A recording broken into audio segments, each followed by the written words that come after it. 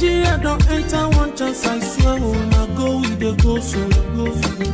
Herdsmen, they kill us every day, but them busy, they campaign again. After they failed all the promises they made, oh, them they praise themselves. Why the masses were supposed to give them the praises we they are they run to? Move it down. I blame it on the religious leaders. I blame it on the traditional rulers. People were supposed to fight for the people, they don't compromise. Shame on the rebellious brothers. People will cry with us during answers. Today them don't join those oppressors, they eat jealous. Something on the smell of. Very soon now we go perceive them. We have up where this government they cause my time bomb. It go soon explode. Revolution they come. It is very close at the film. When the power of the people we triumph, the power of the people in power. They no even care, they no even send. Say the people they die of hunger. Hungry dog is an angry dog. One day you go bite the owner. Idle man is the devil workshop. Many youths for Nigeria no good job. And the country the youths got no future. The country is gone, that's on period. Move it on. I blame it on the judiciary leaders. I blame it on the electoral officials. People were supposed to save the nation, but they collected bribe. Shame on the armed forces. People were supposed to protect the masses. One of them they shoot us anytime they hear our voice.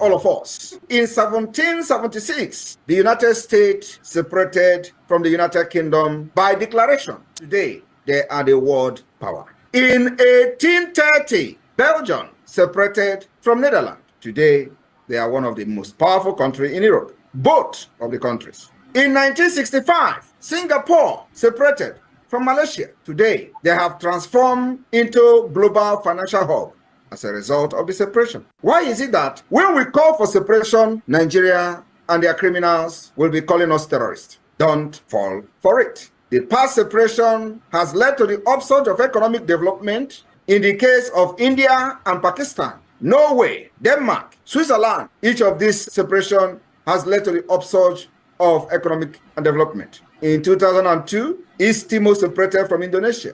In 1921, Ireland separated from the United Kingdom. Today, they are one of the powerful countries we have. In 1944, Iceland separated from Denmark, demonstrating that nations can part away without violence. Why do you kill Biafrans?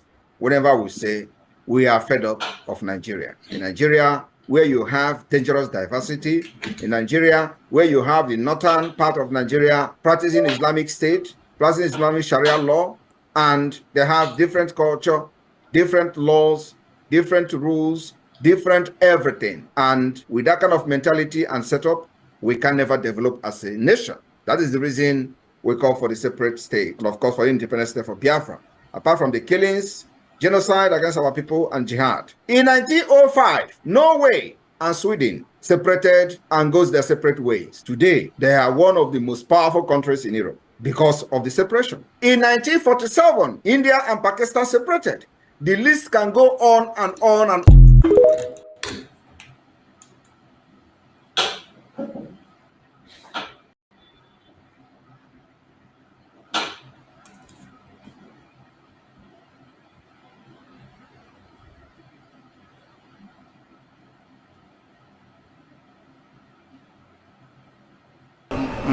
Akara m ihe mbe na-eme mbe si ma achọrọ ofu ukwu ehi ma nke ọzọ mụ achọrọ ehi niile ma ụkwụ ya ma aka ya ma isi ya ma olu ya anyị ga-adọbiri wee pụọ na nke onwe anyị tigata azụ etu anyị nọ tupu ndị ọcha wee bịa ebe a nwa aha obodo ebe a nwe ndị mmadụ n'ime tupu nwa bekee si ebe o si hapụ obodo ya ọ bịa ebe a ọkpọrọ onye nke ọkpọrọ okeke ọkpọrọ okafọ dakata anyị isi ọ sị n'ụbọchị nke taa na anya aha anyị wusi Naijiria anyị na-aza aha na-enweghị omimi n'ime ya ngwa gị gbasị biko kọwara m ihe Naijiria pụtara enwepụghị kọwara m ọmụa ga-aza aha osimiri ka osimiri ga-aza aha mụnwa n'ihi ihe anyị na-ekwu na ebe arụgidere ụlọ a na ọ jọgburu onwe ya ọ dịghị mma.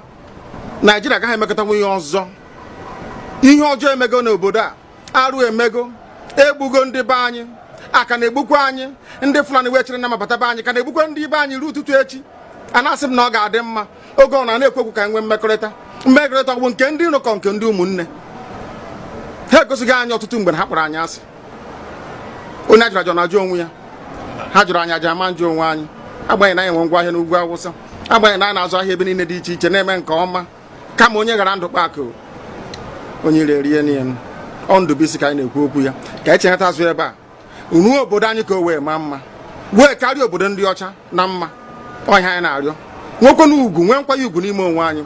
Ọnwa anyị pụọ n'iro a na-etigbu anyị, anyị pụọ n'iro ekwu okwu asị abụ gịnị ma anyị ji wee ekwu okwu. Ọnwụ ihe ndị a ka anyị sị na anaghị anabatakwa ya ọzọ.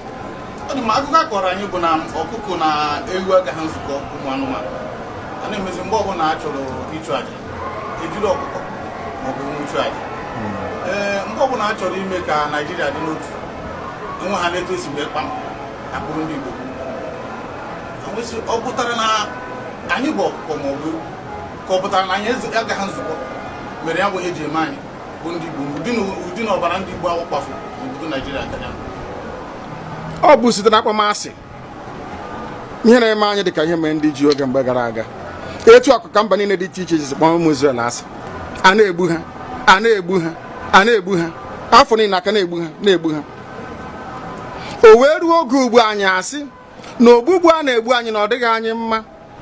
Ọ ka mma na onwe ihe ekegbuo anyị wu nwere onwe njem a nke anyị na-aga, kama na na-esi etete n'ụtụtụ asị na onwe onye gburu ebe a onwe ha na-ekwu okwu. O doo na nyere onwe onye n'aka ụkọchukwu n'ugwu Awụsa ebepụ isi ọnwụghị ofu ugboro, ọnwụghị ugboro abụọ, ọnwụghị ugboro atọ, ọnwụghị ugboro anọ. Ọ bụ ruo ole mgbe ka a ga-egbugide anyị wee rue anyị asị mba na anyị ga-aga ka anyị nwee ike wee nwere onwe anyị? Ọ ka mma na anyị nwụrụ ebe anyị na-azọ nwere onwe tụbụ na anyị nọ n'ụlọ etu a mmadụ ibe mabata n'ime ụlọ mbịa gbugbu m isi a sị na-achọghị ụdị nka. Ọ bụghị anyị maka a ga-eji wee chụọ àjà ọzọ.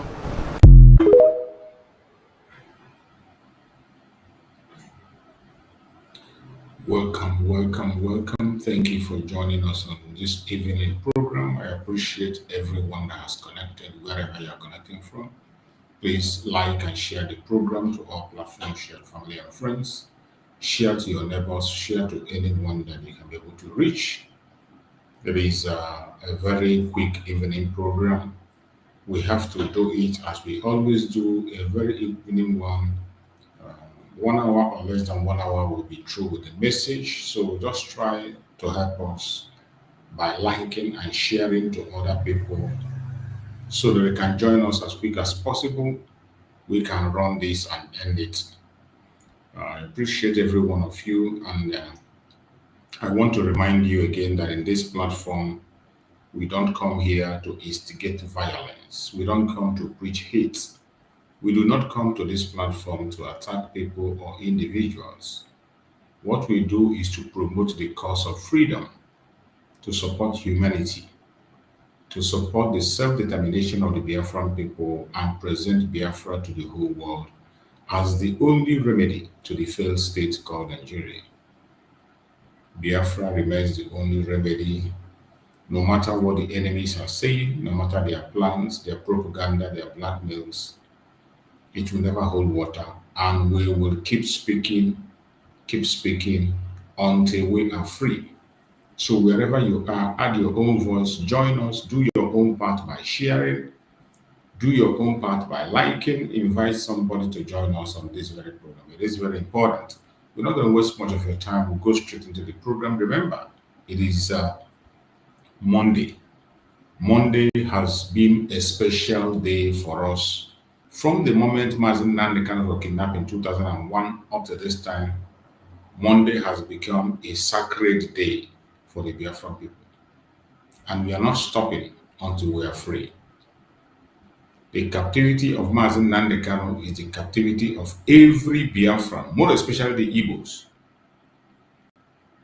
The imprisonment of Mazi Nnamdi Kanu, the sentence of Mazi Nnamdi Kanu is a sentence on every Biafran, more especially the Igbo Biafran. You think that the life sentence of Mazi Nnamdi Kanu is just on him. Mazi Nnamdi Kanu represents more than 80 million people. Mazi Nnamdi Kanu undoubtedly represents more than 80 million people. And if you think it is a joke, think again. And that is why we are all adding our voice and we are calling for the unconditional release of Mazi Nnamdi Kanu. The insecurity in Nigeria, the insecurity in Biafra land is orchestrated and caused by the federal government of Nigeria itself. They are indicted on so many occasions. Are we going to count one or two? The evidence to every single thing we say every day on this platform are there. We don't come here to push propaganda or blackmail. You can get the evidence on what we are saying from their own conventional media. And most times, I play the videos here for you to see. So we don't come here for propaganda nor blackmail. We focus on the fact of the day.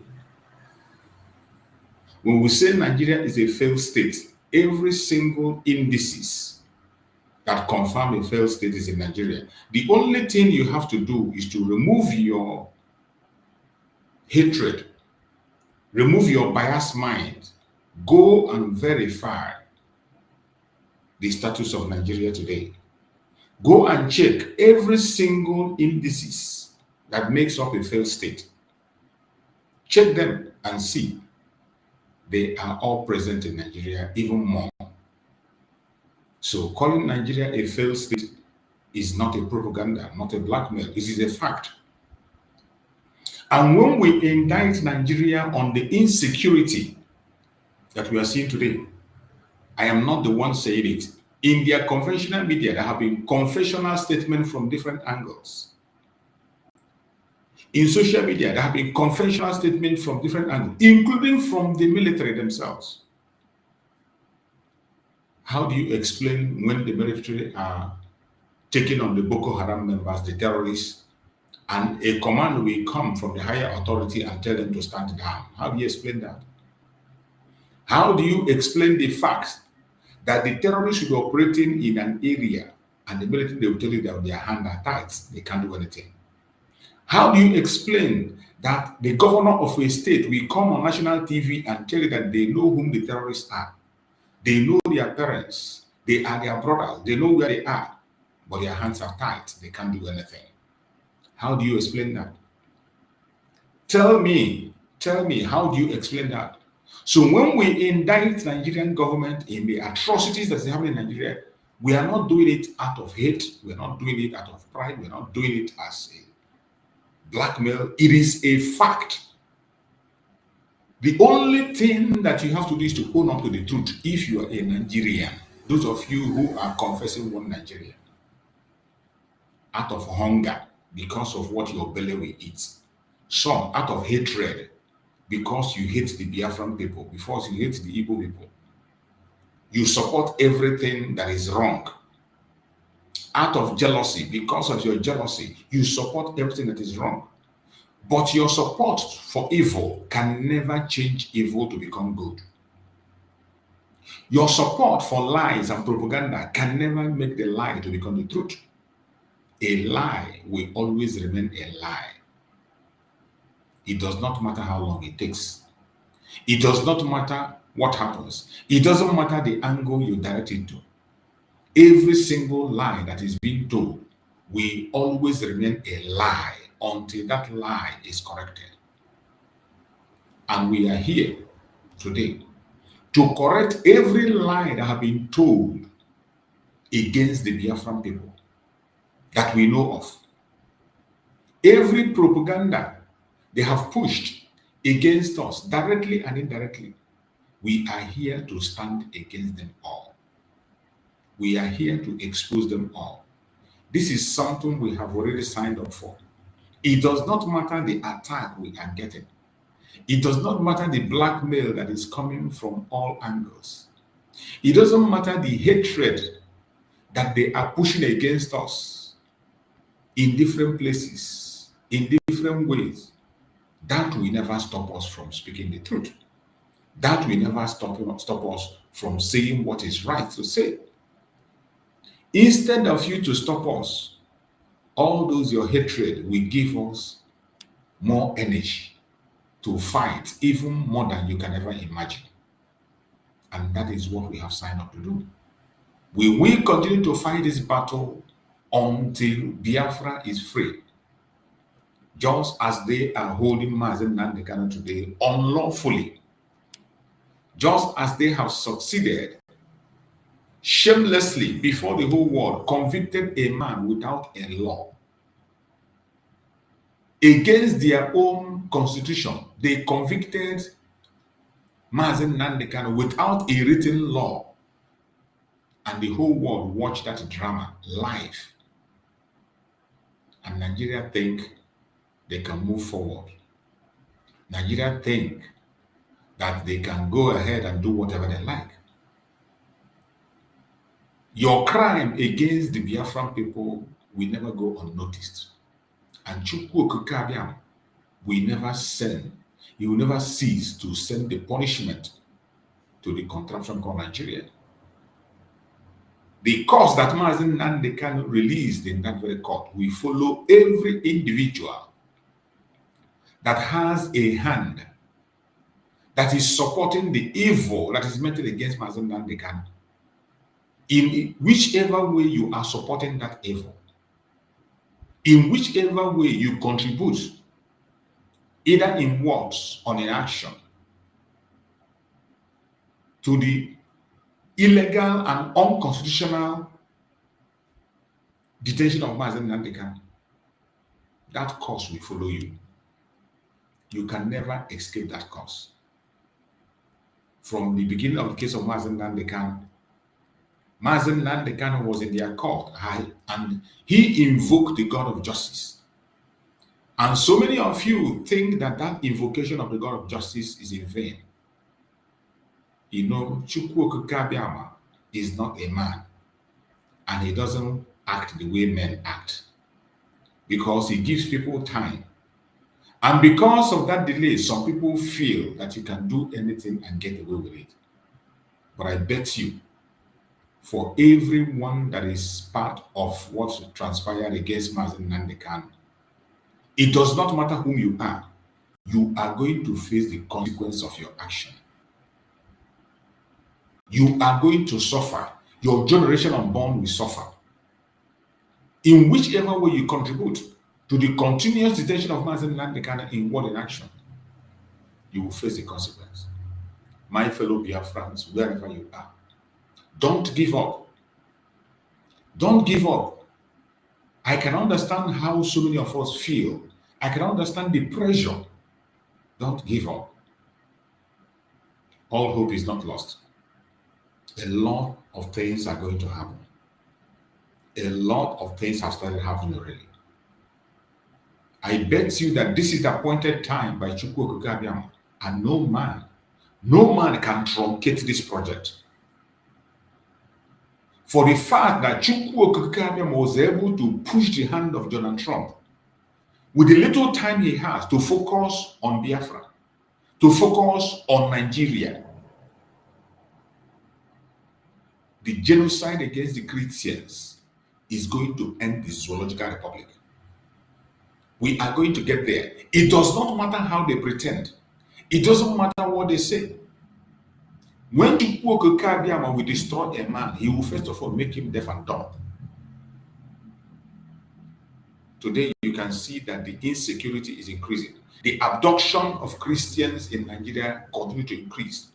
The abduction and genocide against innocent citizens continue in Nigeria.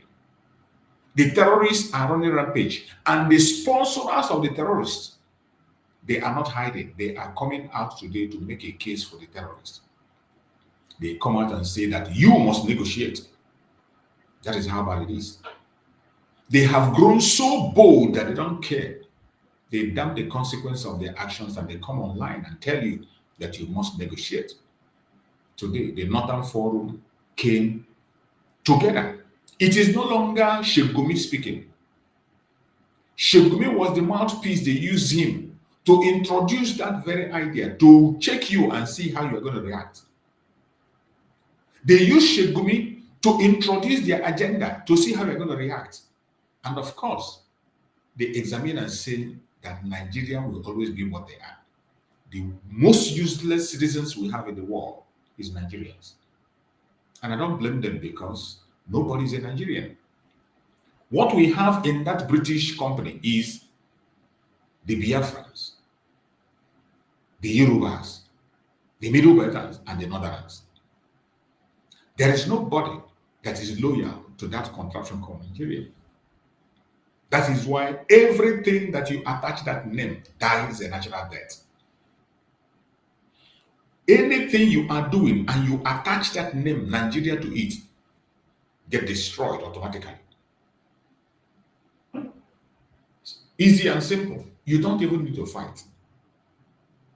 The only thing that you need to do to attract the wrath of God, the only thing you need to do to attract destruction upon yourself is to attach yourself to Nigeria. Be it business-wise, be it diplomatic-wise. Once you get in contact with Nigeria, you are done. You are doomed. That is how bad it is. The contraption called Nigeria, very intelligent people are trapped there. There are so many intelligent people that are trapped there. You can see that in the United States, the highest, most educated immigrants in the United States are Nigerians. And these people that go in that name Nigeria, they are Biafrans. Go and check them. I can bet you that 70% of them are Biafrans doing exploit outside that name Nigeria. But the moment you attach yourself to Nigeria, first of all, that name will empty your brain. You will begin to think like an idiot. Immediately you attach yourself with Nigeria and you put yourself under the cover of Nigeria, your brain will disappear and you begin to think like an idiot. That is what we see today in Nigeria. That is what you see in their government. That is what you see among the politicians. Look at the politicians in Biafra land. In a time when the northern part of Nigeria, the Janjaweed, the caliphate are protecting the terrorists they groomed. They are even asking the federal government to include the terrorists in the budget. What do you say the southeast? Biafra land, the old southeastern region, where people are demanding for their rights. Where the people say that enough of this madness, we want to go our separate ways and have self-determination, which is a right, not a privilege. Instead of supporting that right of the people, the politicians gather together, they attack the people and call them terrorists. The people that proscribe IPOB, don't you ever forget it. The people that proscribe IPOB are the Biafran politicians. Southeast politicians, they were the one that proscribed IPOB. They were the one that first of all called Mazi Nnamdi Kanu a terrorist. These terrorists today that you see that the federal government have called Mazi Nnamdi Kanu in their court, the people that called Mazi Nnamdi Kanu terrorist first was the politicians in Biafra land. The Ohaneze Ndibo, Ohaneze Ndohinandama, they gathered together, they sat down and they read out the proscription and called Mazi Nnamdi Kanu a terrorist. Today, the government of Nigeria gathered the boldness to follow their footsteps and pronounce it in paper. Don't you ever forget it. Because of political positions, because of posts, because of money, they sold their conscience. Today, Biafra land has become a war zone. Biafra land has become a war zone that the only thing a policeman or a military man, a Boko Haram member need to do to take you out is to put the flag of Biafra on you. Once you are identified as a Biafran, you are a dead man. Sanctioned by the politicians in Biafra land. Even as we speak, they are still going forward. Hope Uzodema and the Seibo in Anambra State, they are going forward to continue to cement the Fulani takeover of Biafra land. But are we going to fold our hands and continue to complain and lament? No. We are going to fight back. We will fight back with everything in us. We will fight back physically, we will fight back spiritually.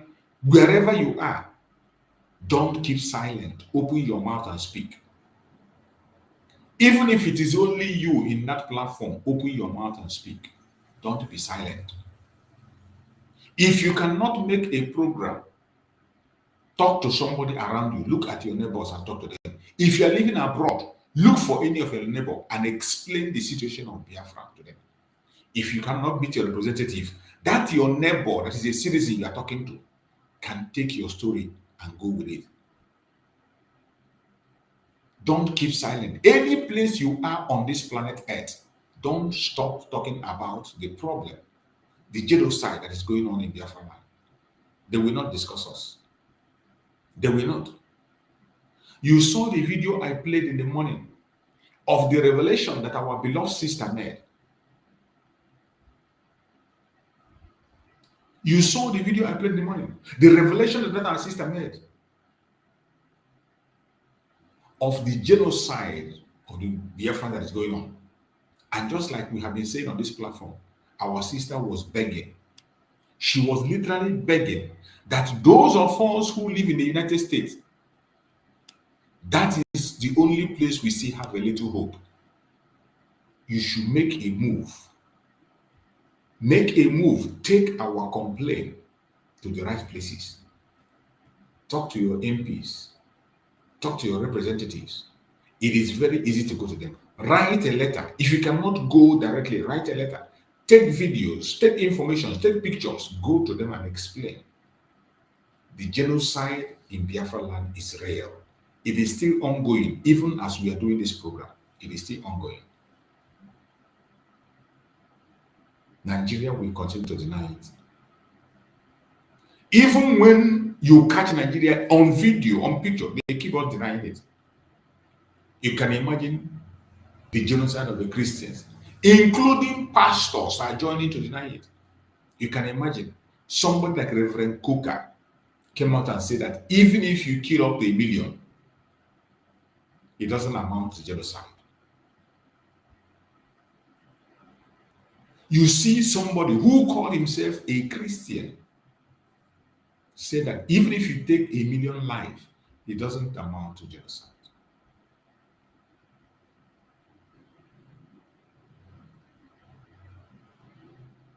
It is a shame.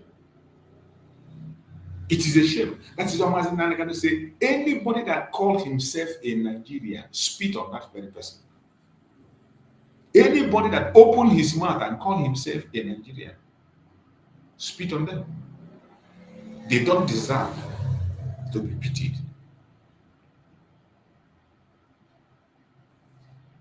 People that will support everything evil, they will support the oppressor and castigate the oppressed. Nigeria will always castigate the oppressed and support their oppressor. They have decided to embrace abnormality as normal. Only in Nigeria. That is a country where you will see people embracing abnormality as normal. And even when you rise up to speak against that abnormality, they will tell you that your help is not needed. They will ask you if you are the only one. If you are the only one suffering. Just like Donald Trump speaking about the Christian genocide, instead of looking into the genocide, what they were busy saying that it is not only Christians that are killed, that Muslims are also. So if Muslims are also killed, does it mean that does that mean that we should allow the genocide to continue? Go to all their platform, all their media, their argument is that it is not only Christians that are killed. So the issue is not that there is genocide, but they said it is not just Christians, genocide. They only have a problem because Donald Trump mentioned Christian. Why didn't the Muslims that have been killed go to Saudi Arabia and complain? Why didn't the Muslims that are murdered in Nigeria speak up? Why didn't they go to Qatar? Why didn't they go to Saudi Arabia? They go to pilgrim every time. Why didn't they go and complain? It was only when Donald Trump weighed in that they realized, oh, he was coming to fight for Christians. They have made people to be ashamed of whom they are. They made people to be scared of speaking the truth. But I bet you, for as long as we live, we will continue to speak the truth. The truth and nothing but the truth. They can't stop us. They can try, but they will not succeed. We have signed up for this assignment until we are free. We will never be silent. A lot is going on in the Zoological Republic. And with all the nonsense that is going on, we will continue to expose their evil. We will continue to expose them. We will never be silent. We cannot pretend and say it is not happening. We will continue to speak and say it the way it is.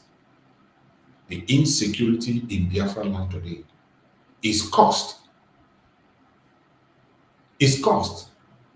by Nigerian government themselves. And I want to play this video that was made long ago by our beloved sister, Lolo Nneka. She made a revelation, a striking revelation in one of her interviews about the insecurity in Biafra land. She didn't start today. And I just remember that her revelation. And I think I have to play it. Because when we talk about these atrocities, we show it to the world so that they can see. Our sister, Lolo Nneka, she is not just an Igbo woman. She's just a Biafra. She's a journalist, a renowned journalist. She's a renowned journalist, bringing out information and saying things the way they are. I want you to listen to the revelation she made about the atrocities of Nigerian government in Biafra, including when they framed sit at home. They say sit at home is being enforced. They say sit at home is this one, is that one, is that one. All those propaganda.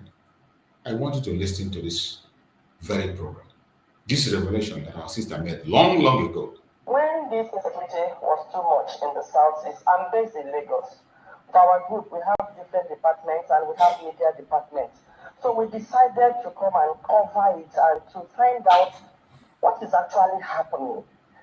But when we came around to cover the insecurity, we discovered that 90%, I'm sorry to say, of the insecurity in the southeast was caused by the military. I won't apologize for saying it, but they would have shot me at Osumu that time. So when we came, and on Monday, we decided to cover the sit-at-home proper. So when I have my driver, I have my car, so I moved with my driver. So when we came to Olo, that's near Banana Junction, we discovered that place was closed up by the military. So I had to come down because I have my Enigma outfit. So I have my ID card. So I approached the military. Even when they saw me approaching them, they were like even their faces. And I greeted them. I said, "Okay, why did you block you?" I said, "Who are you to ask all that question? Without the harassment." And I showed them my card. I said, "Unfortunately, I'm a media person, and we are here to cover the sit-at-home because we realized that you said ipob is sit-at-home and they are enforcing sit-at-home. But with the look of things, you are the one enforcing the sit-at-home because I know that before you came, there was nothing like this insecurity. Let's be honest ourselves. Before the military were moved to Southeast, we didn't have it this bad. So you were brought here to relax the sit-at-home. Not that there were clashes within the sit-at-home, but for you to relax it so that people would start coming out. Now that you are blocking the road, it's like you are helping to now enforce the sit-at-home.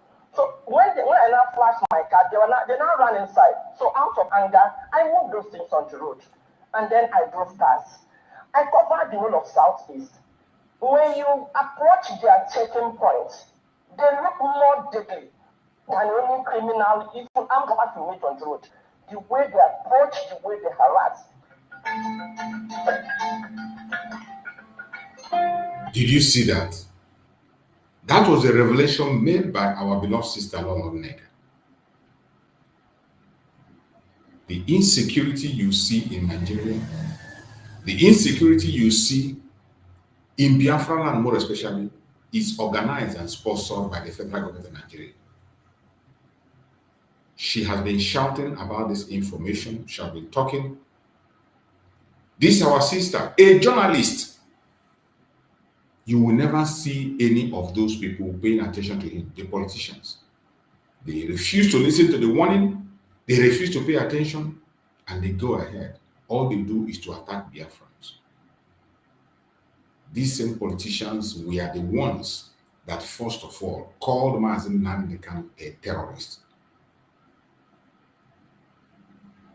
What the government did today was just to officially announce what the Southeast governors and Ohanese Igbo have spoken a long time ago. From that moment, they prescribed IPOB. They set us up for extinction, and they tagged Mazi Nnamdi Kanu for elimination. So when you see them today coming to talk rubbish, I was saying it even before the case of Mazi Nnamdi Kanu, before the judgment, I said it in one of my programs, that if these people are serious, the very first thing they have to do is to remove the prescription that they put.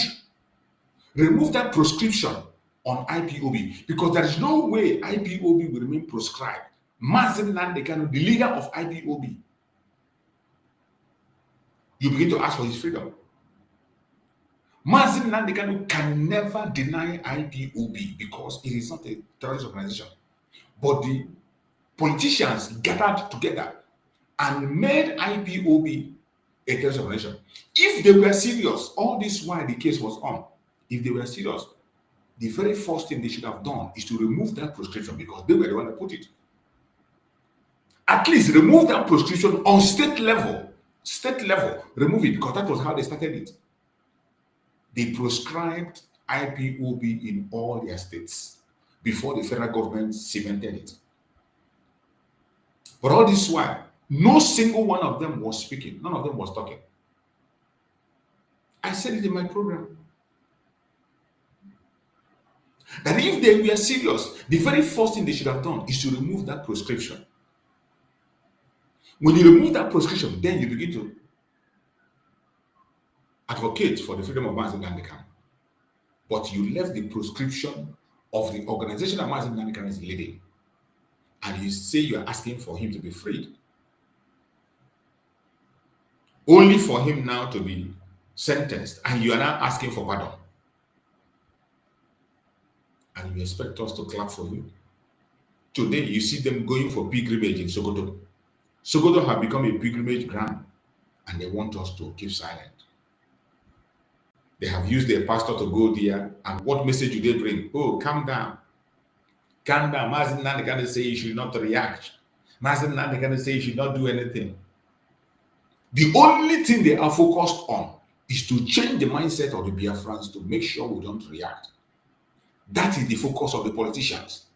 They have used the pastor, they use the governor, and the more people are going to be going there for pilgrimage, because they know that Biafrans cannot take this. Biafrans cannot take this. Let me tell you, Biafrans, we don't act fast. We don't take things fast. But when you push us to the wall, we will have no choice than to bounce back. And when we bounce back, I bet you will never survive what is going to come. You can never, ever survive what is coming. And in this one, Biafrans are going to bounce back. If they like, let them continue all their propaganda. Continue all their blackmail, all their nonsense they are doing to confuse the people. We will never, ever be confused. Nigeria is a terrorist country. I saw a video that was made, a report that was made by AIT, I think AIT, on the kidnapped students. Do you know that those students who were kidnapped, that a helicopter came? The kidnappers came with a helicopter I want to play that video. I want you to pay attention to this very report from AIT, eyewitness account. Listen to the eyewitness account, what the eyewitness will say, for you to understand how bad it is. So Falcon has taken responsibility for the abduction. Now, has there been any communication as to the demand for ransom for the... Look at the write-up you saw there. Helicopter vehicles used for abduction at Catholic school in Niger State. These are the people they call bandits. Helicopter vehicles were used for abduction of Catholic school in Niger State. This is AIT report. It is not me that is saying it. So when we talk about Nigerian government involvement in the terrorism, when we talk about the Christian genocide, they plan to Islamize and take over Nigeria, it is not a joke. It is not being planned by ordinary herdsmen in the street. The people that are planning are sophisticated, they have all the weapons. And they build this sophistication starting from Muhammad Buhari. When they hijack your communication system and they gave it to a terrorist, Pantami, a member of Al-Qaeda, was the one that they gave the Minister of Communication in Nigeria during the time of late Muhammad Buhari. And you have forgotten so easily. Today, during the kidnapping in Niger State, look at the write-up. Helicopter vehicle used for abduction in Catholic. I want you will hear them confess by themselves so that you can understand. These of those children and teachers traveling to Papiri in the Aguero local government area from Mina was another journey. For you to get to Papiri,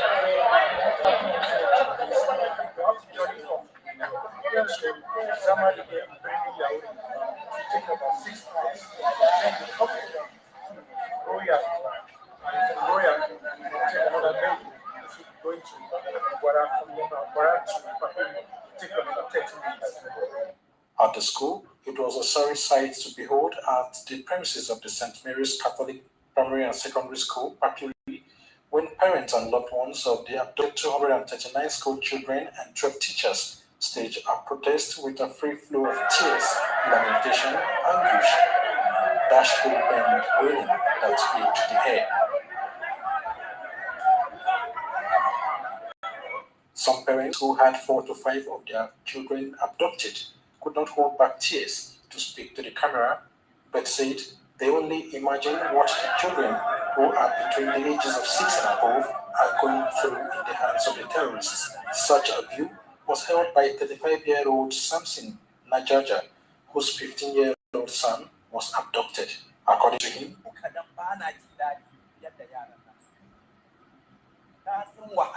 he was a victim of kidnapping in 2021 and knew what he suffered in the hands of the terrorists who refused Naira as ransom but SEFA currency.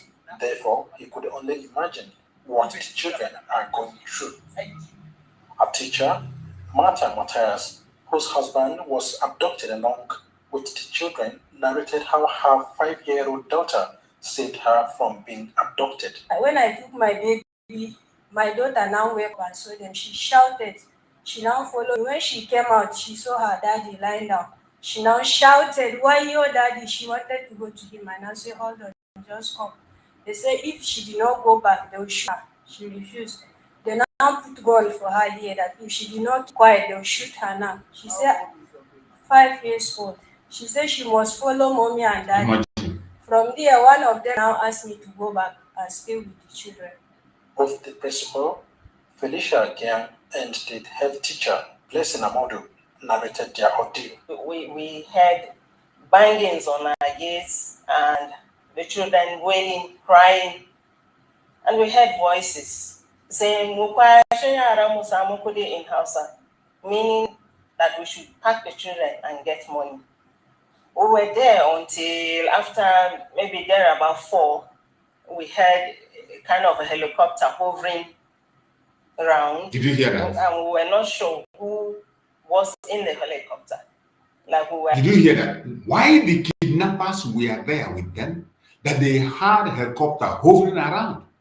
Why the kidnappers was with them in the room to take the children? that they were in the room hiding and they were hearing helicopter flying outside. They were hearing the sound of helicopter. This is a confession, an eyewitness account. Helicopter was hovering around when the kidnappers came. Of course, the helicopter is not a military helicopter. It didn't come to fight them. It came to escort them, probably help them to carry the children. This is how bad it is in the Nigeria. But when you talk about it, some people will think you come to black. Hovering around, and we were not sure who was in the Nigerians, and the children wailing, crying, and we heard voices saying in Hausa, meaning that we should pack the children and get money. We were there until after maybe there about 4, we heard that we should pack the children and get money. We were there until after maybe there about 4, we heard kind of a helicopter hovering around, and we were there until after maybe there about 4, we heard kind of a helicopter hovering around, and we were not sure who was in the helicopter. We were there until after maybe there about 4, we heard kind of a helicopter hovering around, and we were not sure who was in the helicopter.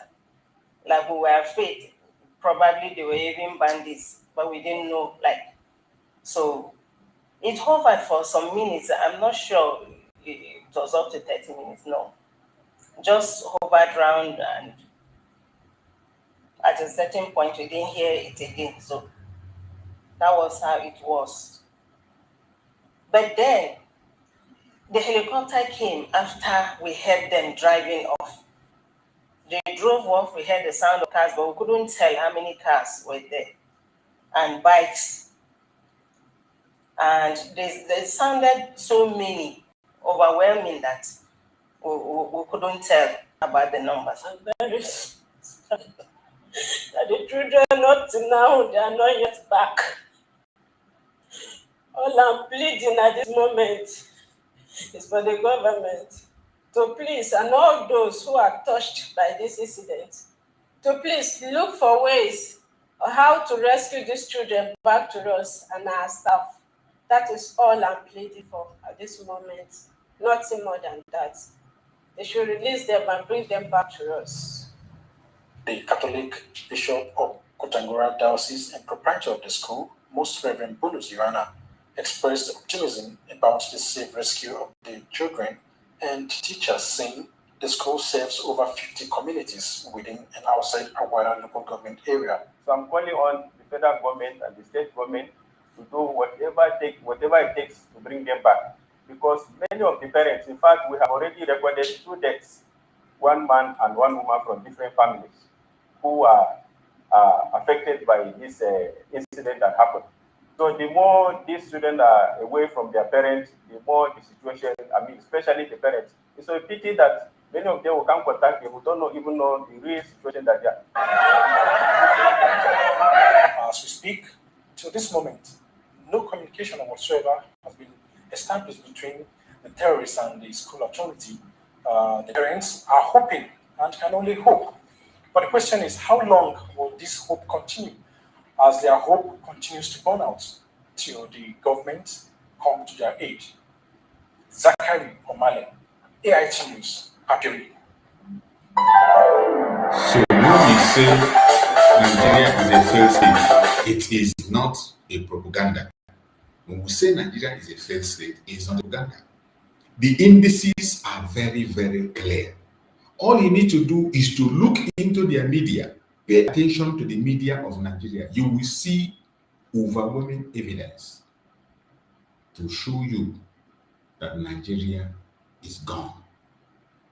The government they are calling is not ready to do anything. The government is busy negotiating with the terrorists. The government is busy pampering the terrorists. The government is busy dialoguing with the terrorists. they are not ready to do anything. And they will never do anything. A country where the Senate were shown a live video of a trailer that was carrying bullets, a full loaded trailer of bullets. It got filled up that a bag of bullets fell down on the street. And people picked up. And when they showed it in the House of Senate, you see all of them sat down and they were talking rubbish. In a normal country, that should cause a state of emergency immediately. In a normal country, there will be call for a state of emergency. A trailer, you can imagine how many bullets a trailer can carry. If you get filled up, so they begin to fall on the ground. That is why when you see these bandits, they spread bullets. Their bullet doesn't finish. And when we are talking about Nigeria, a failed state, some people think it's a joke. The United States have done well to speak about it, but they have to go further. I say it again and again. Disintegrate Nigeria. Let every region defend themselves. Every region can defend themselves. Every region can defend themselves. The Biafrans can defend themselves. The Yorubas can defend themselves. The Middle Belt can defend themselves. The Hausas can defend themselves. Divide the country. Let every region defend themselves. You don't need to put your soldiers on the ground. You don't need to waste your resources. Channel your energy in disintegration of the country to end this very problem permanently. To make sure that these very terrorists are wiped away completely. That is the only solution. If you want to be on the ground and put your boot, I bet you it is just going to last for some time and they will come back. You saw what happened in Afghanistan. They can endure, they can run away, but they will always come back. But when you establish the people who own the land to own their territory, it will be an everlasting war and they will never ever return. They will be wiped away completely. That is why we are calling for total disintegration. Total and absolute disintegration. I want you to watch the video. When the Senate were shown a trailer, the Senate president was shown a trailer that was carrying bullets and he fell. Right now happening in Zaria. Today is 26. A commercial trailer passing through Zaria around Ahmadu Bello University, loaded with bullets, on its way to supply to the bandits. For one reason or the other, there is along Zaria Sokoto Highway. Today, now, the bullets were dropping and on the road. The driver did not know. And was he going? And the bullets were dropping. I hope he has been apprehended. Apprehend who? So I use this opportunity to call on the Commissioner of Police in Kaduna State to quickly send a team to go and escort the trailer loaded with bullets. Bullets are dropping on the road. The people are crying. I think we should stop further discussion on this matter and go into the prayers. But there is a lot of work to be done. So, there's no need to, whatever you are going to say, Senator Blank, these bullets that are dropping on the ground, we need to make a resolution on this now. Before the bullets find their way into the hands of the bandits. Are you going to say that the bullets should not be? Okay, to say something now, because I don't want anybody to feel that he was shot out. Let's just use 30 seconds and say what we want to say, because these issues are too serious. And security really should not be discussed in the open like this. Yes, sir. But because of the peculiar circumstance that we have found ourselves, look at this here. Yes, sir. President of the Senate, get the ID and send it to him and then let him. President of the Senate, my distinguished colleague. You see the video he was shown. Look at the video he was shown. I'm going to show you the video he was shown. This is the video the Senate president was shown of a trailer that dropped loaded bullets. The trailer got filled up that bullets are falling on the ground in the northern part of Nigeria, Zaria to be precise. This is how equipped they are in the north. And these people are sitting in the Senate and talking rubbish. He was shown the video on 26th. As it was happening, they showed him the video.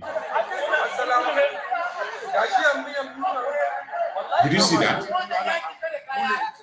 That is the bag of the bullets. See bullets spray on the ground. See? Did you see that? Did you see this? Did you see that? That's bullet on the ground. Look at the bag. A bag of bullets. Bag filled with bullet. He just fell down from the trailer. Do you know how many of that bag? That he got filled up, so is falling out, and the driver doesn't know. The driver keep on driving. And the man is sitting in there. He will say, call IG and tell him to go and escort the trailer. The trailer have reached to where he's going. The trailer have already gone. There is even a military. There might be a military man in that trailer escorting it. There might be a Boko Haram military in that trailer escorting it to go. You want to go and stop it. This is the zoo for you. The zoo is gone. Completely gone. Completely gone. When we play a video here that a man was confessing how Bola Ahmed Tinubu entered into a contract with the bandits, some think it was a joke.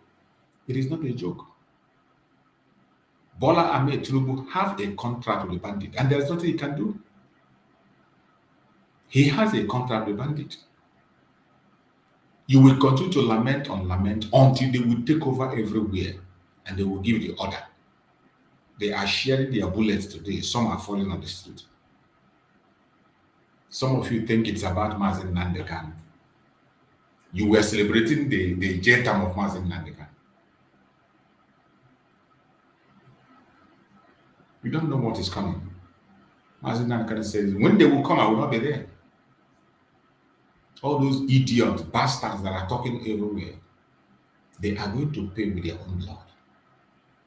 I want you to hear this one from Obasanjo himself. When we say Nigeria is a failed state, we are not the ones saying it alone, even in their conventional media. All those they call their statesmen, they confirm it that Nigeria is a failed state. Hear it from Obasanjo. No matter what religion you belong to, no matter where you come from, no matter what profession, we Nigerians have been killed. And our governments seem to be incapable of protecting us. We are part of the world community. If our government cannot do it, we have right to call on the international community to do for us what our government cannot do for us. And for anybody to say because those who have been killed belong to this region, belong to this religion, belong to this tribe, and then others too are being killed, cannot be an acceptable excuse. Before I left government, I know we had capacity to pick up anybody in Nigeria who commits crime anywhere. The capacity that we didn't have then is after we have identified and located such a criminal, we have no capacity to be able to pick him up without moving on land or by air. Now we have capacity. With drones, you can slit them up. You can take them out. Why are we not doing that? Why are we not apologizing? You ask me, I ask who? Why are we negotiating? When you hear somebody like Obasanjo speak in this manner, when you hear somebody like Obasanjo speak in this manner, what else are you expecting to hear?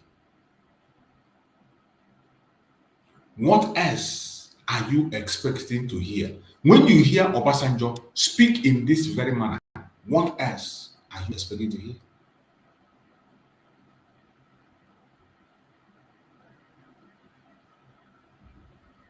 What else are you expecting to hear?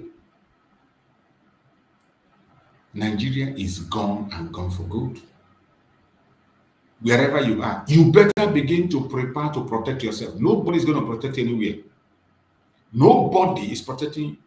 When Mazi Nnamdi Kanu was there protecting you, you didn't believe it. Mazi Simon Ekpa put his life on the line, protect you. You sold him out. Today, nobody is there to protect you. You are on your own. Mazi Simon told you that they want to take him out to get to you, and you thought it was a joke, right? Today, they have taken him out. They have taken Mazi Simon out, and today they can get to you in a twinkle of an eye. There is no support anywhere. There is no defense anywhere. There is no protection anywhere. Everybody is empty, and they can pick anybody they want at any given point in time. They can pick anybody they want. So, my fellow Biafrans, wherever you are, you must prepare. If you know how you're going to prepare and protect your own family, do that. Do that. Every one of us must continue to pay attention. The game has become so dangerous that every single information is important this time around. If you like, continue to look for whom to blame and whom not to blame. Make use of every information that is coming. It doesn't matter who the information comes from. Make use of information to protect yourself. Every information is important. Every information is important. Some of us have fish brain. You want everything to be spelled out for you. You want everything to be told to you in ABC. You better begin to put your own brain to work. Everybody must begin to put their brain to work. Stop waiting for somebody to come and feed you in your mouth. Stop waiting for somebody to come and interpret everything for you in ABC. There are people that are in that Nigeria. Don't expect somebody in Nigeria to speak the way you speak, you that is abroad. I am not expecting anybody that is in Nigerian territory, whether you are a Biafran or non-Biafran. I don't expect them to speak the way I speak. Never. What I do is to take information from people, share the information, and the intelligent and wise ones will use the information to secure themselves. Use the information to secure yourself. It doesn't matter who the information is coming from. Apply your common sense and use the information to your own benefit. As it stands today, every man is on his own. If you know how to protect your family, protect them. If you know how to direct your family, direct them. If you like, continue to play your blame game. Continue to look for whom to blame on how somebody who said something the way you don't like or somebody who said the way you like. It makes no sense. For the long I have been in this struggle, for the maturity I've gotten in this struggle, no human being can shake me. It doesn't matter who you are. I don't judge people by just what they do or what they say. I consider a lot of things before I take my decisions. When I see information, I make use of information. It doesn't matter who it comes from. Even a Janjaweed can give you an information that can save your life. The Janjaweed can give you information that can save your life. Only an idiot will ignore it when you hear it. You say because it's coming from an Hausa man or because it's coming from a Yoruba man, you will not listen. No problem. No problem. Go ahead. Go ahead.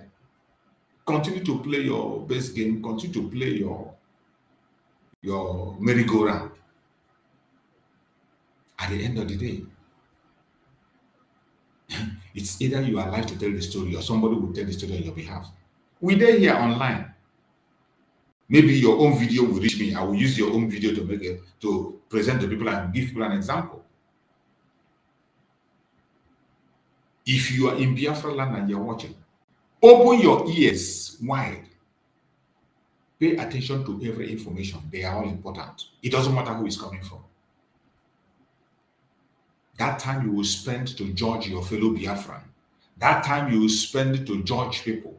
Spend that time to find a way out. As it stands today, every man on his own. Every man on his own. Nobody, no security anywhere is going to fight for you. Nobody, no military anywhere is fighting for you. No army anywhere is fighting. You are the soldier of yourself. Begin to improvise ways to defend yourself.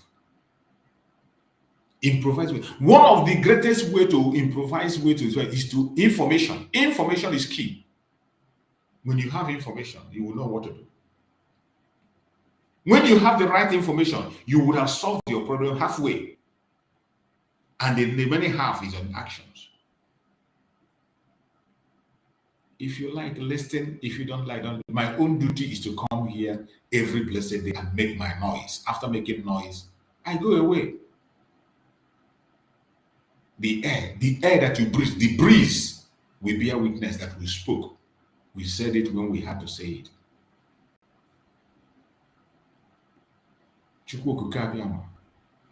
Have done a great job by giving us wonderful leaders. Mazi Nnamdi Kanu was a very strong man. And still is. He still is. And I believe he's going to come back. Likewise, Mazi Simon Ekpa. On a program that I attended yesterday, Mazi Simon Ekpa spoke. Mazi Simon Ekpa spoke, and he's very, very strong. Mazi Simon Ekpa is not shaking. He spoke yesterday, still very strong and active. And the instruction is that we should focus. Make more noise. Don't keep silent. Make more noise. Continue to talk. Bring more evidence. Pour more evidence online. If you are a direct victim or you know a victim, bring them up. We give them platform to speak. If they can make video, make their video, send their information, we push it out. That is the instruction. This is not the time to look at any idiot anywhere or to respond to any nonsense. This is not the time. Allow those people who feel that they enjoy in talking rubbish, let them go ahead and keep on wasting their precious time. Focus on what matters, because our freedom will definitely come. It doesn't matter how long it takes. Nigeria is a failed state, remains a failed state. For you to know how failed Nigeria is, you saw the ambassadorial choice that Tinubu made. When you see the kind of people that Tinubu chose as ambassadors, you will cry, you will shed tears. For those idiots who think that one Nigeria is a solution, Nigeria is irredeemable. And every day you go to their national TV, to their conventional media, you confirm that Nigeria is irredeemable. From the things we see, from the things we hear, from the operation, from the system that they are running, will never be redeemed. It will be worse. If you like, put Peter Obi there tomorrow, it will be worse. Peter Obi will be worse than Peter Obi. Anybody that enters after will be worse. That is why if you have conscience and you're a human being, no matter your race, no matter your location, no matter your orientation, no matter your group, no matter your tribe, fight as much as you can to end this contraption. That is the only solution. No shortcut. I want us to watch this from their conventional media. See those evil media, the evil media of Nigeria. Watch them. Well, good morning to you, viewers. Let's begin what's trending. Focusing on reactions, trailing President Bola Ahmed Tinubu's announcement of 32 ambassadorial nominees that sparked controversy over the weekend. The list comprises 15 nominees as career ambassadors and 17 nominees as non-career ambassadors. Well, among the controversial non-career ambassadors designated are Reno Omokri, a former spokesman for Atiku Abubakar, Femi Kayode, a former aviation minister, and Professor Mahmoud Yakubu, former chairman of the Independent National Electoral Commission. The new nominees are expected to be posted to countries with which Nigeria maintains excellent strategic bilateral relations. Well, Reno Omokri has already accepted President Tinubu's nomination. In a post on X, Omokri expressed gratitude to President Tinubu, saying that Tinubu has taught him the virtue of forgiveness. He acknowledged that despite their political differences, Tinubu chose to overlook past criticisms and recognize his capacity to serve Nigeria in a diplomatic role. He described the nomination as a masterclass in leadership, stating that Tinubu's decision demonstrates that politics should not be about permanent enemies, but about national interest. Well, Omokri's acceptance has generated significant controversy and debate, with critics accusing him of hypocrisy and double standards.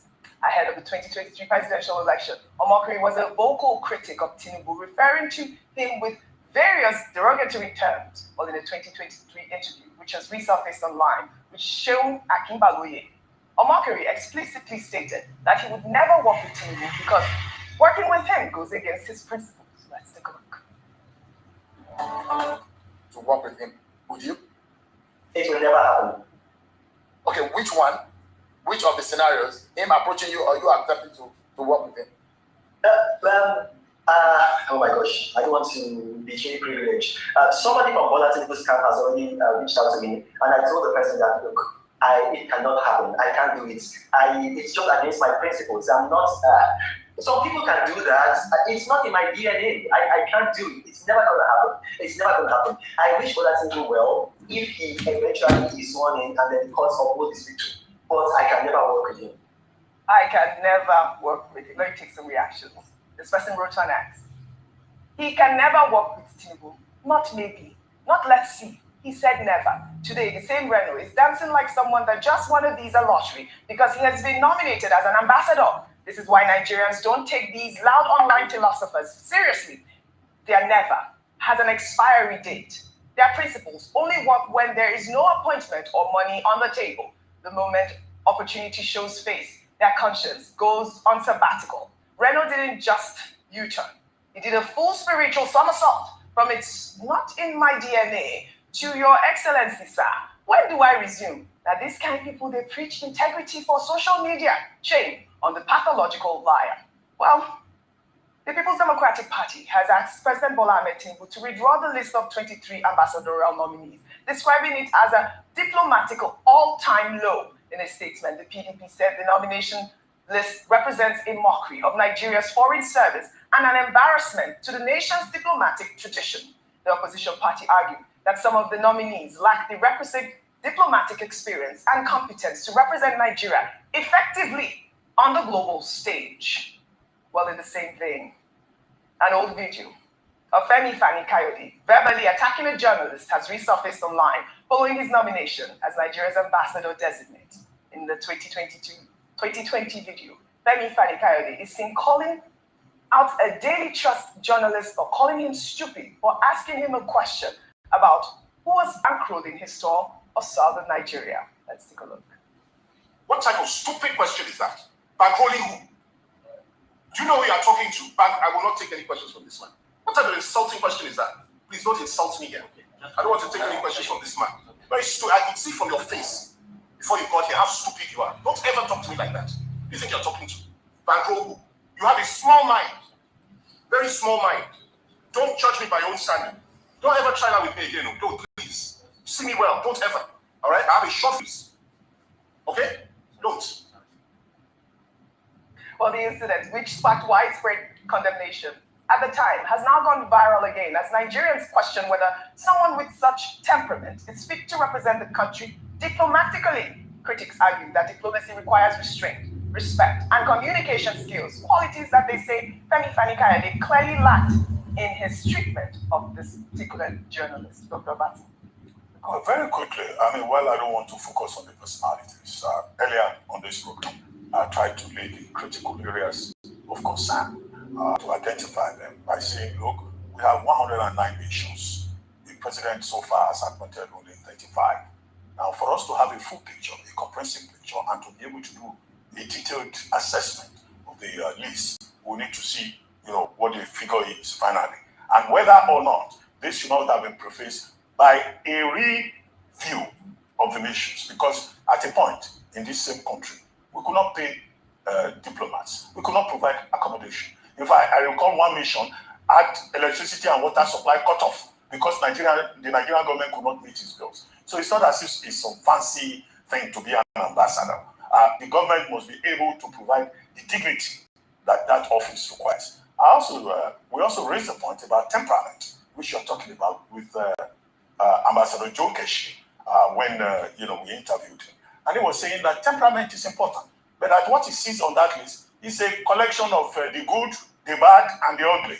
He was very willing to identify the good ones, but in terms of the ugly ones, he just made general statements about former governors who should not in fact be seen in decent company after office, who will now go and become representatives. Now, I think it's also an important point, because you may well post some people to some countries and they'll go there and carry placards, depending on where the wind blows. Even they may carry placards against Nigeria. Or they will be having a diplomatic function. They can even go there and abuse key officials of the country, which will be a very serious diplomatic issue. Of course, the receiving host country will have, under the Convention on Diplomatic Privileges and Immunities, can declare them persona non grata and expel them. The third point, of course, is that we are all concerned about this case, because Nigeria is not very popular in some parts of the world, and we want people who can represent us very well.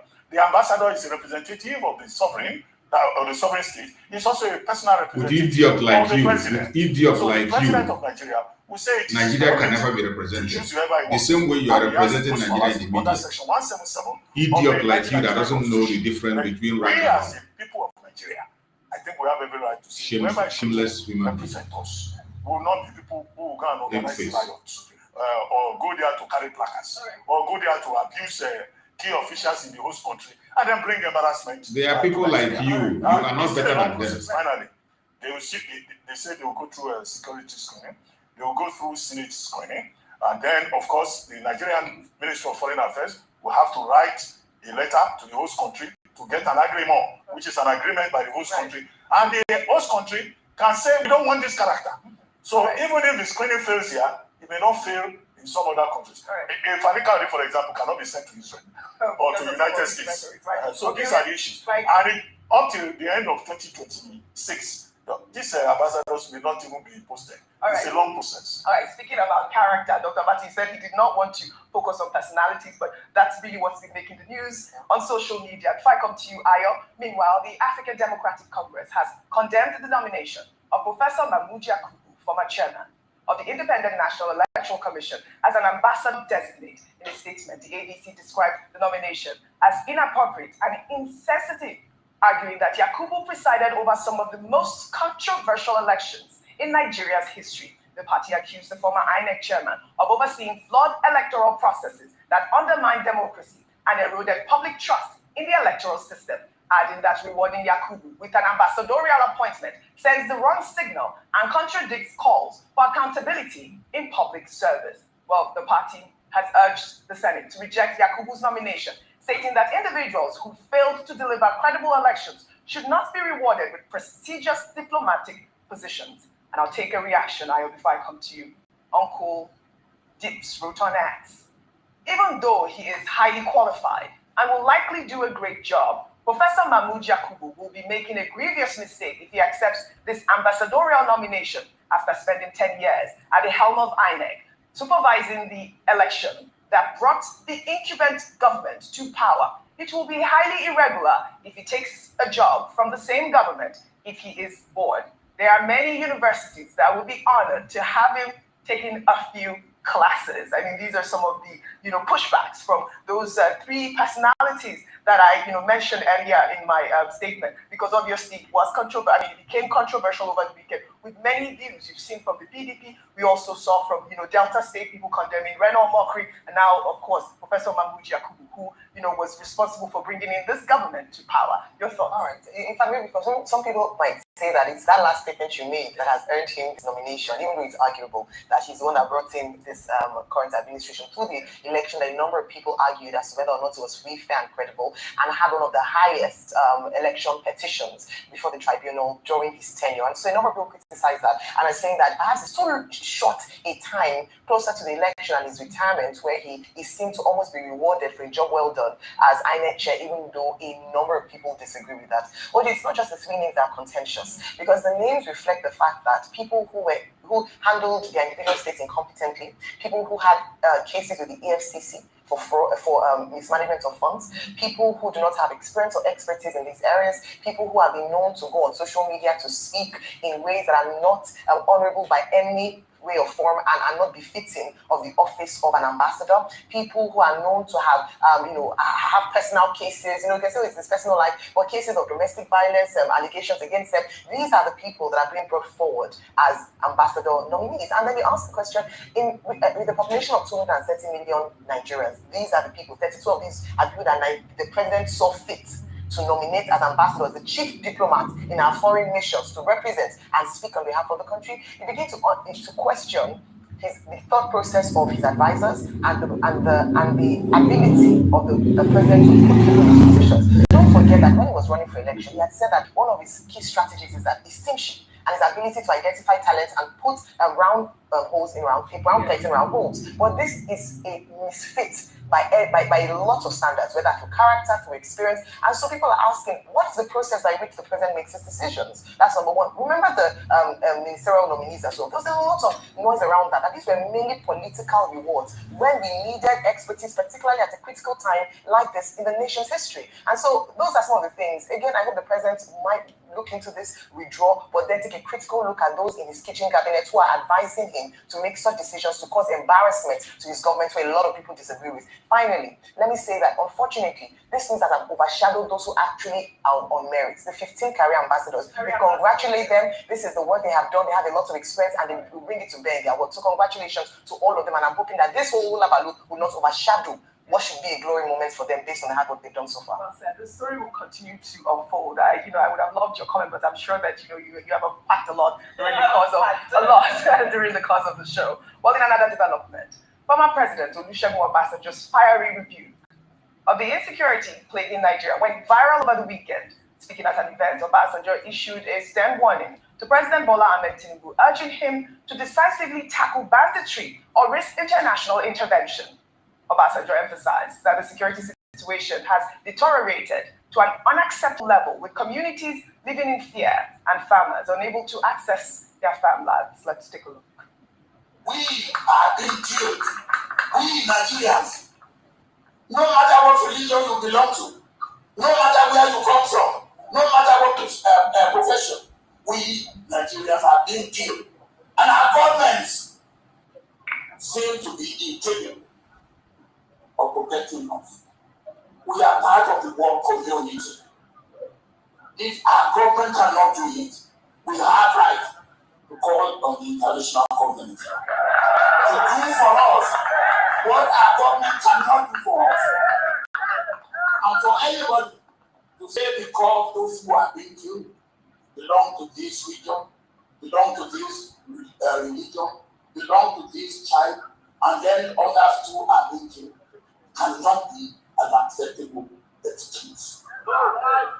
Before I left government, I know we had capacity to pick up anybody in Nigeria who commits crime anywhere. Well, the former president's comments come amid escalating attacks by bandits across several states, resulting in killings, kidnappings, and displacement of thousands of Nigerians. Well, in another development, a 2024 interview featuring the former president, Olusegun Obasanjo, has resurfaced on social media, in which Obasanjo recalls a meeting he had with the controversial Islamic cleric, Sheikh Ahmad Gumi. In the interview, Obasanjo recalls how Gumi met with boys as young as 13, who were completely wrecked by drugs. The former president emphasized that these are children who should be in school, but instead have no employment or a future. Let's take a look. The first thing he said to me was, look, where those boys are, they 45 themselves. And if any security man says, yeah, or going there, he's lying to you. That's number one.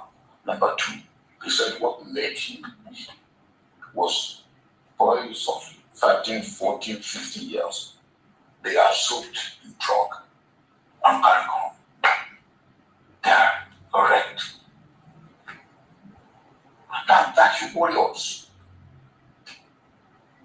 20 20 million children that should be in school that are not in school. Those that have no employment, no job, and they see you in obscene affluence. What do you expect them to do? For this interview, explored the former president's insight on how to end bad governance in Nigeria and his alternative approaches to leadership. Online, people have wondered what this excerpt symbolizes, that one man can visit the terrorists where they are, but the Nigerian military hasn't done so in an impactful way. I mean, we did discuss this, I believe, last week in detail, even how, Sheikh Ahmad Gumi is able to meet with the bandits, negotiate on behalf of the federal government as well. But also the first story I took about, Olusegun Obasanjo criticizing the Tinubu administration went viral over the weekend. But the presidency has responded, saying that he lacks the capacity or the ability to criticize the Tinubu administration. And they said terrorism took root on your watch, and this is what they claim at this point. Your thoughts? This is OG. It's a very complex issue, especially when you look at sort of the historical moving pieces around it. Because we can play the blame game for as long as we want. Because if we are to trace it back in history and we ask ourselves what is the exact moment that we got to where we are, I think it's quite a fluid timeline.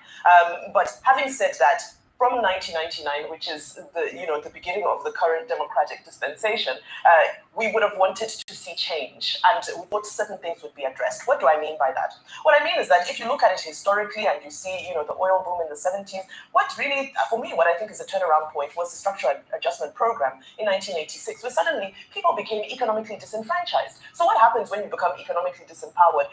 And the state takes away welfare. The government stops spending on the people. So suddenly everybody was exposed. And since then, we've seen less and less government assistance in the people's lives. People are asking, what does the government do for us? And that inadvertently will cause the rise of all of these malaises that we see now, whether it be insecurity, whether it be young men they're referring to that are wrecked with drugs and so forth. You've left them vulnerable to that because you've removed the social security net that was supposed to capture them and that was supposed to ensure that, we have a functional state. So, the blame game, you can say that, Tinubu should do this, you risk international intervention and so forth. No, that is incorrect. I think intervention is the wrong word and the wrong body language for us to take in this moment. We've already gone beyond that. We've already gone the path of diplomatic engagement. We've gone the path of creating a joint working group that is supposed to collaborate, and we're supposed to get assistance with intelligence and so forth. And I think most well-meaning Nigerians have accepted the fact and embraced the fact that these solutions can only be Nigerian-led. Even if there is collaboration and the Americans bring their technology and so on, how long is it going to stay here? How sustainable is it? Unless we are able to do something for ourselves that doesn't just do a fire brigade approach to the current crisis, but that we know in 10, 20 years will be sustainable. So, of course, there's the use of intelligence and military strategy. But then I still go back to the point of social security net. Let people feel that Nigeria looks after them and that there's hope and opportunity for them in Nigeria. And a lot of these things will resolve themselves naturally. All right, Dr. Z, I'd like your thoughts on President Olusegun Obasanjo. No, before you do that, in regards to the presidency's criticism, saying that he lacks the credibility to criticize the Tinubu administration. But before you comment on that, I'd like to take this. Well, a wave of abductions in Nigeria was heightened or highlighted by two separate high-profile incidents over the weekend in the village of Chako in Sokoto State. Terrorists conducted an overnight raid, kidnapping 13 women, including a bride and 10 bridesmaids, and an infant simultaneously in Kogi State. Gunmen attacked a newly established Cherubim and Seraphim church in Ejiba during an early Sunday service, abducting the pastor, his wife, and several other congregants from worshippers to flee. Good day, ladies and gentlemen. You can hide the new. Church can be on the inside. About Landu. That is about only to head of this church. About an umbrella. Oh, I want to church. Once your pastor come up anything, we don't be talking about that in it. It's one way. And then what to say? I'm going to go one. For both attacks underscore the worsening security crisis in Nigeria. And we're also learning that a truck transporting building materials crushed 4 school children and injured several others in Igalamela, Odolu local government area on Monday in Kogi State. The incident happened around 8:30 a.m. with residents saying that because the school doesn't have a functional school student, is not a functional school, students have to trek through dangerous roads to access class in neighboring villages.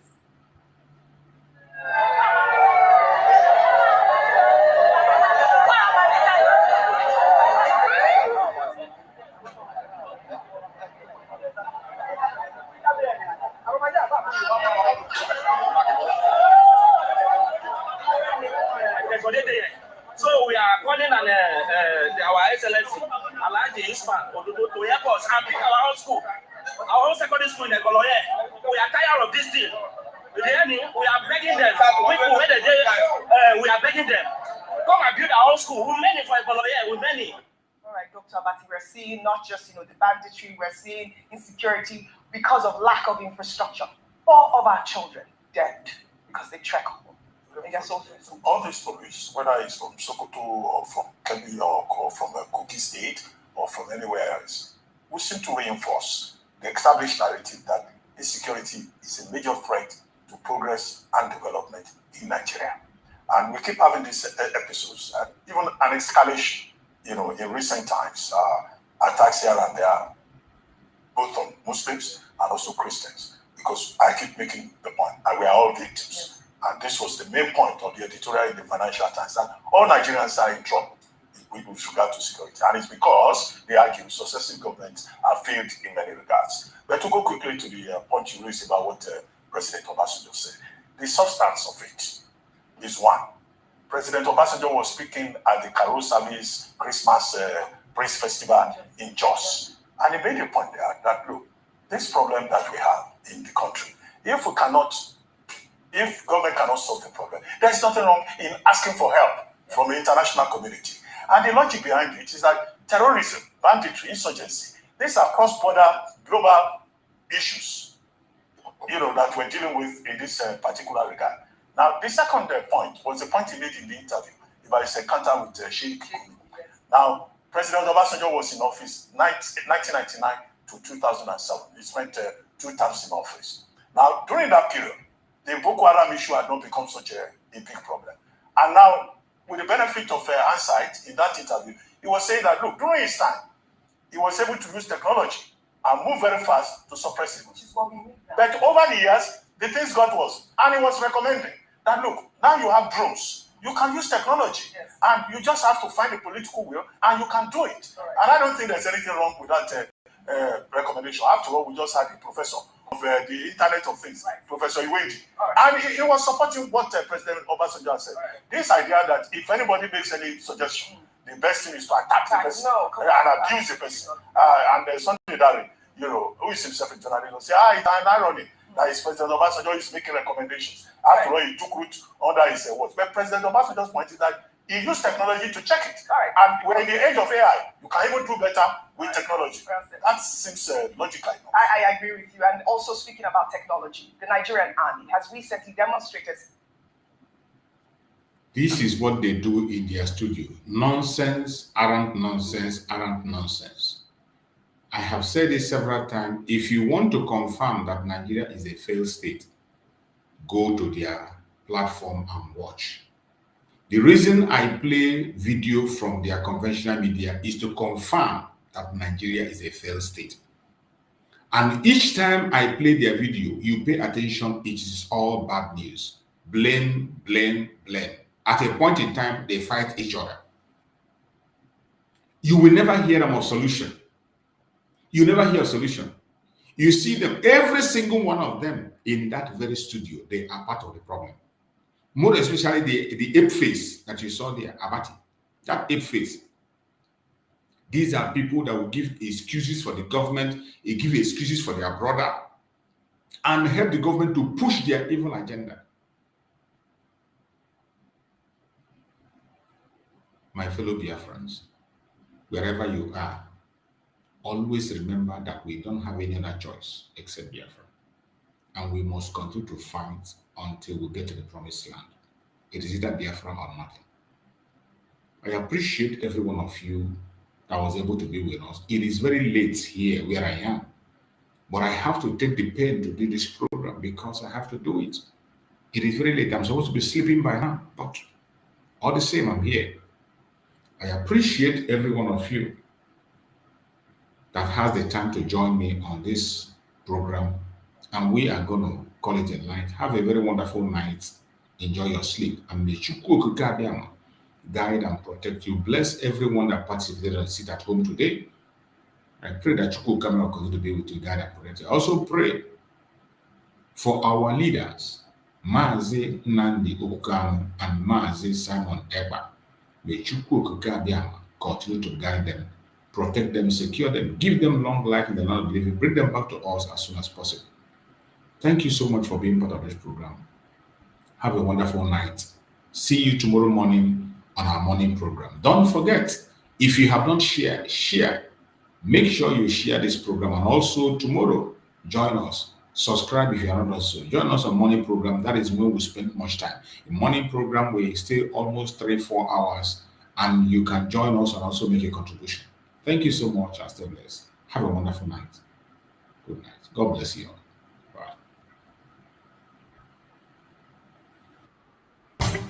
Nigeria don't enter one chance, I swear, now go with the go so. Herdsmen, they kill us every day, for them busy, they campaign again. After they failed all the promises they made, oh, them they praise themselves. Why the masses were supposed to give them the praises, we they here they run to. Move it down. I blame it on the religious leaders, I blame it on the traditional rulers. People were supposed to fight for the people, they don't compromise. Shame on the rebellious brothers. People will cry with us during answers. Today them don't join those oppressors, they eat jollof. Something done the smell of. Very soon now we go perceive them. We have up where this government they cause my time bomb. It go soon explode. Revolution they come. It's very close at the film. When the power of the people we triumph, the power of the people in power. They no even care, they no even send. Say the people they die of hunger. Hungry dog is an angry dog. One day you go bite the owner. Idle man is the devil workshop. Many youths for Nigeria no good job, and the country the youths got no future. The country is gone, that's on period. Move it on. I blame it on the judiciary leaders, I blame it on the electoral officials. People were supposed to save the nation, but they collected bribe. Shame on the armed forces. People were supposed to protect the masses, but now them they shoot us anytime they hear our voice.